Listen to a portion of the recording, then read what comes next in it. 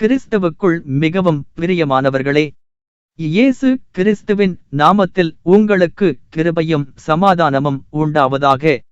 இன்றைக்கான வேத வசனம் சங்கீதம் 128:1. கர்த்தருக்கு பயந்து அவர் வழிகளில் நடக்கிறவன் எவனோ அவன் பாக்கியவான்.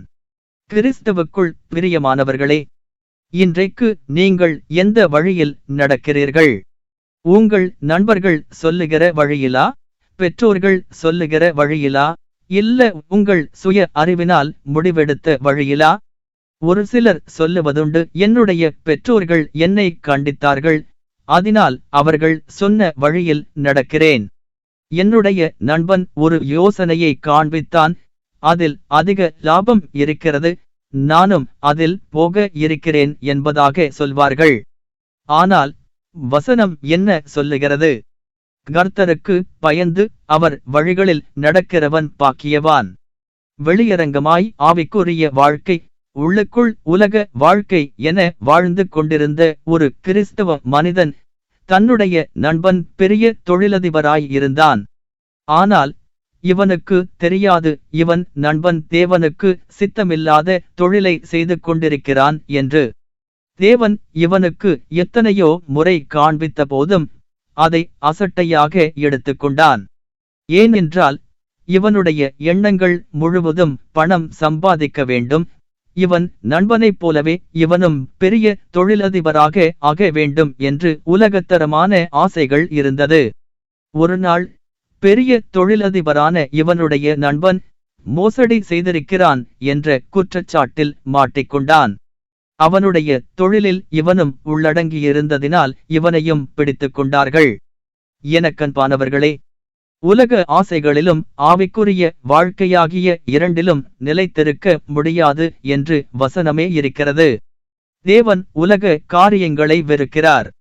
இவன் தேவனுக்கு பயப்படாமல் அவர் காண்பித்த வழிகளில் நடக்காமல் புறம்பான காரியத்தை செய்தபடியால் பிடிபட்டான். இன்றைக்கு நீங்களும் தேவனுக்கு பயந்து அவர் சொல்லிய கட்டளைகளுக்கு கீழ்ப்படிந்து அவர் காண்பிக்கிற வழியில் நடப்பீர்களானால் கர்த்தர் உங்களை ஆசீர்வதிப்பது அதிகம் நிச்சயம். கர்த்தர் உங்களை ஆசீர்வதிப்பாராக. ஜெபம் செய்வோம். எங்கள் அன்பு தகப்பனே, இன்றைய நாளிலும் எங்களை நினைவு கூர்ந்தீரே, உமக்கு ஸ்தோத்திரம். இன்றைய நாளை காண செய்தீரே, நன்றி. இந்த நாளிலும் உம்முடைய வார்த்தையைக் கொண்டு எங்களுடன் பேசினீரே, ஸ்தோத்திரம். உமக்கு பயந்து நடக்க வாழ எனக்கு உதவி செய்யும். உம்முடைய வழிகளில் நடக்க என்னை ஒப்புக் கொடுக்கிறேன். உலகத்தரமான காரியங்களை வெறுக்க எனக்கு உதவி செய்யும். உம்மையே உறுதியாய் பிடித்து கொள்ள எனக்கு உதவி செய்யும். நோயினால் அவதிப்பட்டு கேன்சர் நோயினால் பாதிக்கப்பட்டு கஷ்டப்பட்டு கொண்டிருக்கிற ஒவ்வொரு பிள்ளைகளையும் கண்ணோக்கி பார்ப்பீராக. உம்முடைய கரம் அவர்கள் மேல் இருக்கட்டும். சுகம் வேண்டும் என்று எதிர்பார்த்திருக்கிறவர்களுக்கு உம்முடைய நாமம் மகிமைப்படும்படி அவர்களுக்கு சுகத்தை தருவீராக. மனிதர்களின் நெருக்கடியால், கடன் நெருக்கடியால் இருக்கிற பிள்ளைகளை விடுவிப்பீராக. வருமானம் போதுமானதாய் இல்லை, வாழ்வதற்கே கடினமாய் இருக்கிறது என்று சொல்பவர்களுக்கு நீர் உதவி செய்வீராக. உம்மை நம்பி வந்தவர்கள் வெட்கப்பட்டு போனதில்லை என்று அறிந்திருக்கிறோம். நிச்சயம் உம்மை நம்பி வந்தவர்கள் ஒருபோதும் வெட்கப்பட்டு போகாதபடி வெறுங்கையோடு வந்தவர்கள் பலமடங்கு ஆசீர்வாதத்தோடு திரும்ப செய்வீராக. இன்றைய நாளில் பிறந்த நாள், திருமண நாள் காண்கிற ஒவ்வொரு பிள்ளைகள் மேலும் உம்முடைய கரம் இருப்பதாக.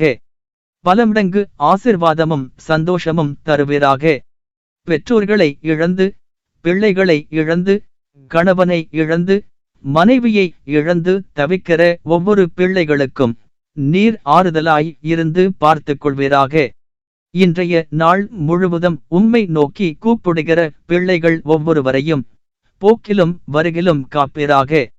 உம்முடைய கரம் அவர்கள் மேல் இருக்கட்டும். இயேசுவின் நாமத்தில் எல்லாவற்றையும் உம்முடைய கரத்தில் ஒப்புக் கொடுக்கிறேன். ஆமேன். கர்த்தர் உங்களை ஆசீர்வதிப்பாராக.